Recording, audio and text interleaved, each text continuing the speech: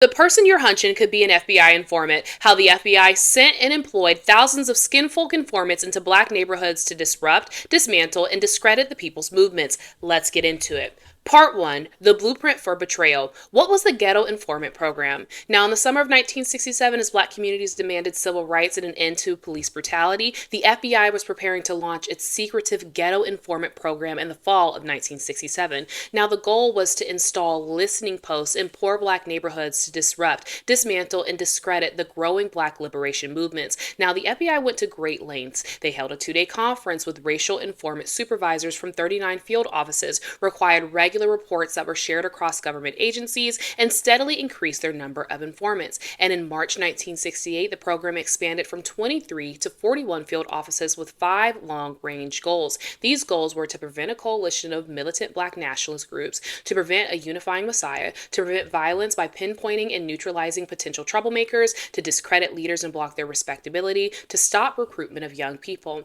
Now, the FBI's own documents state the program's primary purpose was gathering intelligence and evidentiary information on black liberation organizations and individuals. Now, while putting black organizers in jail was the priority, if criminal charges were not possible, the FBI's mission was to disrupt, dismantle, and discredit the people's movements by any means necessary. As one internal summary boasted, COINTELPRO efforts split the BPP, cut off their supplies of outside funds, and created chaos within. Field officers were ordered to track anyone and sabotage the movements, casting a wide net to categorize every single threat. Part 2, Rabble Rousers. Who was in the crosshairs? Now, in order to categorize people for these informants to spy on, the FBI created the Rabble Rouser Index, which was later dismantled and reworked into the Agitator Index. Now, these indices categorize anyone that the FBI deemed dangerous. So, who made the list? Some of the most prolific leaders of the Black liberation struggle. The FBI surveillance catalog, known as the Black Nationalist photographic album, contained photos and bios of over 470 individuals distributed to agents, Border Patrol, the RCMP in Canada, and the CIA. Now, this album featured leaders of black extremist organizations and militant black nationalists who are known to travel. Now, specific targets named in the documents included Stokely Carmichael, Huey P. Newton, David Hilliard, Dr. Martin Luther King Jr., and more. The FBI even had its own racial calendar, which tracked every major event, protest, and anniversary in the black community so that informants could be deployed to monitor, document, and disrupt. Part 3, Methods and Means to Disrupt, Dismantle, and Discredit. Now, the FBI's methods were a masterclass in political sabotage, and these methods were very secretive. One method they used to secretly infiltrate was the listening post. The FBI instructed its agents to recruit what they called seemingly harmless community fixtures like the owner of a candy store or a barbershop. They wanted people who were willing to turn from trusted neighbor to dirty rat, and this network reported everything and anything. These rats were tasked with reporting on Afro-American type bookstores and their owners, operators, and clientele, surveilling outer communities for the crime of simply reading, thinking, and organizing. Informants were pushed to penetrate the heart of these organizations, and they even attended public meetings, identified purveyors of extremist literature, and were given specific assignments to target informants against every black student group in the country, regardless of their past or present involvement in disorders. Now, in the Black Panther Party alone, there were so many of these informants, and at one point, 183 informants reported on just 1,000 members. Part 4, Who were the informants? A rat army of thousands. By the early 1970s, the FBI had built a secret army of over 7,000 racial informants and 6,500 ghetto informants who were planted inside black neighborhoods nationwide. Now, these rats differed when it came to aims and goals. Some were coerced, some were desperate for money, and some really believed in the FBI's mission to take down the black liberation struggle. These programs existed in many different states, including Alabama, Arkansas, California, Connecticut, Florida, Georgia, Illinois, Indiana, Kansas, Kentucky, Maryland, Massachusetts, Michigan, Mississippi, Missouri, Nevada, New York, North Carolina, Ohio, Oregon, Pennsylvania, Tennessee, Texas, and Virginia. Informants were directed to provide more positive assignments with the goal of putting more of these militants in jail on criminal charges and to disrupt, dismantle, and discredit movements if criminal charges were not possible. Now, they were an army of secret rats building cases not for crimes but for activism, and they blended right in. Now, the information these informants funneled to the FBI was was a mix of political dirt, deeply personal information used to destroy lives, and some illegal activity that organizers were entrapped into doing. These rats provided quite a bit of political intelligence for the FBI's infamous FBI Summary of Extremist Activities, which was a document sent directly to the White House. Informants reported on Stokely Carmichael's travel, made verbal recordings of his speeches, and provided daily coverage of on-campus protests and student groups. The FBI was amassing a database on students, activists, and leaders, tracking their finances, their travel, and their reading habits, and it was all thanks to the rats in the Ghetto Informant program. How they destroyed movements, chaos, rumors, and the intentional dismantling of Black liberation organizations. Now, the FBI did not simply gather information, but weaponized its power through a counterintelligence program known as COINTELPRO, designed to expose, disrupt, miscredit, discredit, or otherwise neutralize the Black liberation movement and its leaders. Now, as part of this effort, the Ghetto Informant program targeted numerous groups, ultimately marking 66 organizations for destruction,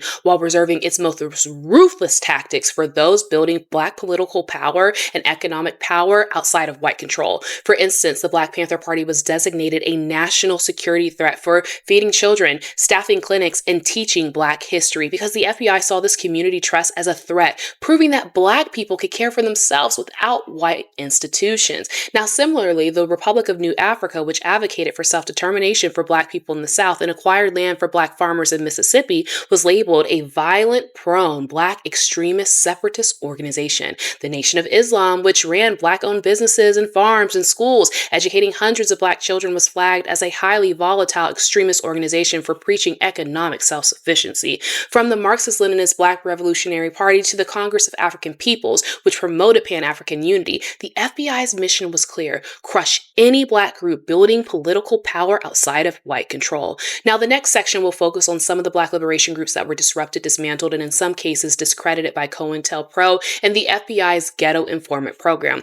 Many of these rats probably still live among us today, right? And the field offices used these informants to attend public meetings that were held by activists, survey Black bookstores, verify where targets were on the Agitator and Security Index and where they lived, worked, and they even identified anyone responsible for actions that increased political consciousness in Black communities. By January 1971, the FBI started giving these informants specific assignments targeting Black people in our own neighborhoods, especially those on the Security and Agitator indices. Now, the goal was to be the vehicle for putting more of these militants in jail on criminal charges. And again, if criminal charges were not possible, their goals were to disrupt, dismantle, and discredit at an accelerated rate by taking advantage of and exploiting any and every situation.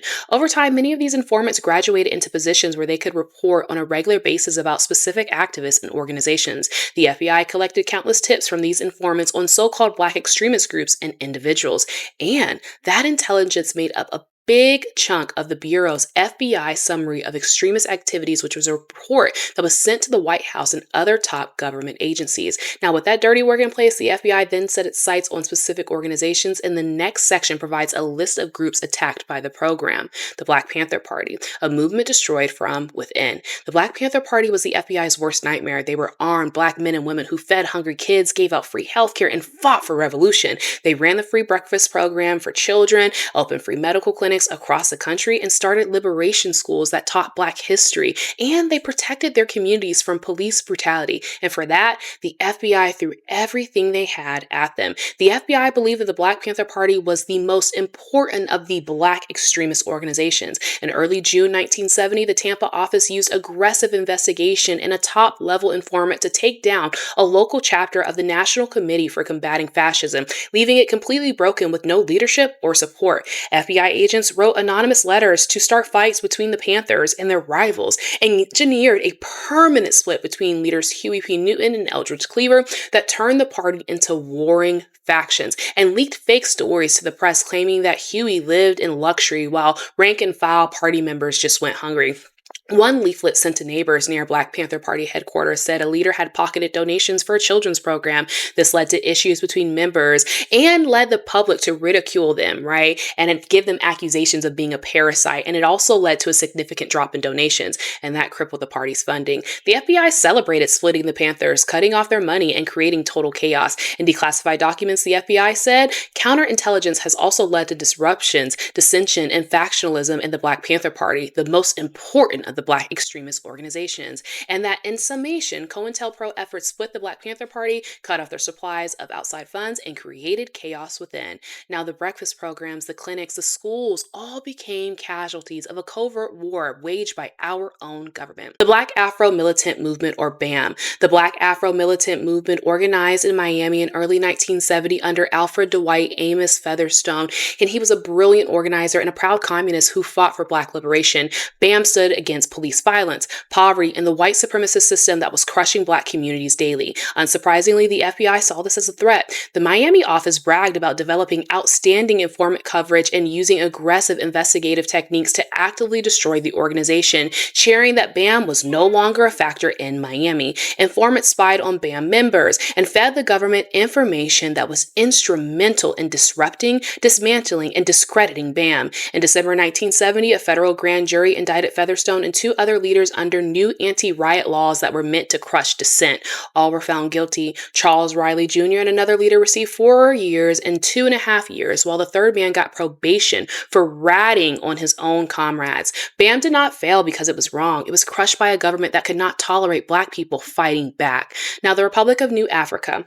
In Mississippi, the FBI targeted the Republic of New Africa. The RNA goals were to create a Black nation in the U.S., demanding Alabama, Georgia, Louisiana, Mississippi, South Carolina, plus $10,000 of reparations per Black citizen. The RNA acquired land in Hinds County and organized Black farmers, and for that, they found themselves on the FBI's hit list. The FBI's Jackson office leaked intelligence to a newspaper, resulting in a front-page expose that came out on the eve of a major conference. Local Black supporters withdrew their support, and the scheduled agenda was shelved, and the conference was completely disrupted. Now, the Congress of African Peoples. The Congress of African Peoples formed in Atlanta in 1970 with 2,500 Black people from 21 different nations aiming to build an international Pan-African movement with chapters in up to 17 U.S. cities and ties to Africa. The FBI saw this as a deadly threat because CAP's long-term plan included cooperative institutions, a separate Black political party, and eventually a World African Party. Their 4 basic goals were influencing Black political candidates, organizing the Black community, forming coalitions, and disrupting the white supremacist order.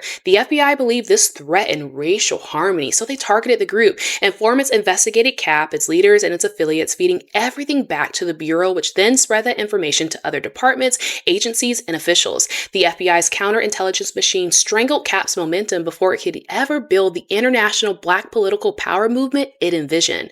Now, the Student Nonviolent Coordinating Committee, or SNCC, y'all. Now, they began in the 1960s as a nonviolent, interracial civil rights group. By 1966, under Stokely Carmichael, it became a disciplined and mighty Black power organization. The FBI's war on SNCC was relentless. Intensive surveillance meant every new initiative, including political education programs and a revolutionary newspaper, was countered before it could gain traction. A July 1971 reorganizational meeting where SNCC cadres studied Mao and Stalin was fully documented in FBI files thanks to these informants. Now, SNCC was reduced to a heavily monitored shell of its former self. Now, please understand that this was not a failure of SNCC. It was a success of state repression. Black student groups were preemptively silenced in the 1970s, too. The FBI ordered every field office to investigate all Black student groups, regardless of their involvement in activism. At Kalamazoo College, an operation exposed Black students using college funds to purchase revolutionary literature. The college confiscated the materials and punished the students. And any Black student organizing would be met with infiltration, exposure, and institutional punishment. A generation of potential leaders learned that their government was watching, waiting, and ready to destroy them. Now, the full target list that I mentioned is not an exhaustive list. The FBI used the program to target the Black Revolutionary Party, the Black Student Organization at Kalamazoo College, Black student unions, and similar groups, okay, like the Congress of African Peoples, which we covered, organizations like the Nation of Islam, the People's Party, the Richmond Information Center, the International Black Workers Congress, the Socialist Workers Party, and the Young Socialist Alliance. Now, beyond named organizations, the FBI cast an even wider net, targeting broad categories like Black nationalist groups, Black extremist organizations, okay, we've heard this before, various militant groups, Black power organizations, and the broader Black Power movement as well. They also targeted Black separatist groups, Black communities, Black groups, militant Black nationalist groups, Negro expatriates, radical students, radical agitators, racial militants, and revolutionary Black extremists. Now, individual Black leaders were also marked for surveillance and disruption as well. These included, but are not limited to, Angela Davis, Huey P. Newton, Eldridge Cleaver, Albert Howard, Stokely Carmichael, George Lester Jackson, Reverend Ralph Abernathy, Sammy Davis Jr., Coretta Scott King, Dr. Martin Luther King, Malcolm X, and H. Rap Brown. Now, this was 50 years ago, and we're still healing. The Black Panther Party, which fed more kids than any government program, was dismantled, and countless other groups were disrupted, derailed, or discredited. The FBI left behind a paranoia that still haunts people to this day. Every movement since, from the anti-apartheid movement to the Black Lives Matter movement, has lived with the ghost of COINTELPRO, the fear that the person next to you at the meeting might be writing it down for the FBI. Now, the Ghetto Informant program and COINTELPRO fractured a generation of Black leadership and turned neighbor against neighbor.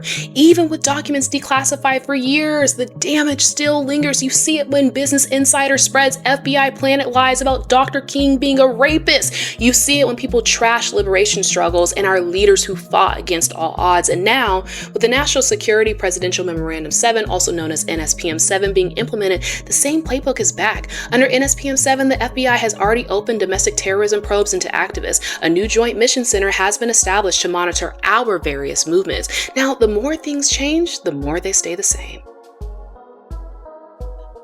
While writing this piece, I went through hundreds of pages of declassified materials, and after reading them, I put my tinfoil hat away in the naive thought that the government would never do these things. A lot of the stuff is just truly unbelievable, and I know nobody in their right mind would believe that the FBI would employ thousands of skinfolk informants into our communities to wreck our movements, but they did. And that was just the 60s and 70s. I can only imagine the techniques that they use today, but we don't have to imagine because NSPM 7, along with the Bondi memo, lays out their plan. Now, I find myself wondering, what will the declassified documents say about us 30 years from now, with NSPM 7 reinvigorating COINTELPRO with more resources and manpower to dismantle, disrupt, and discredit the people's movements? Will we repeat the same errors of the past, or will we learn and readjust? Only time will tell.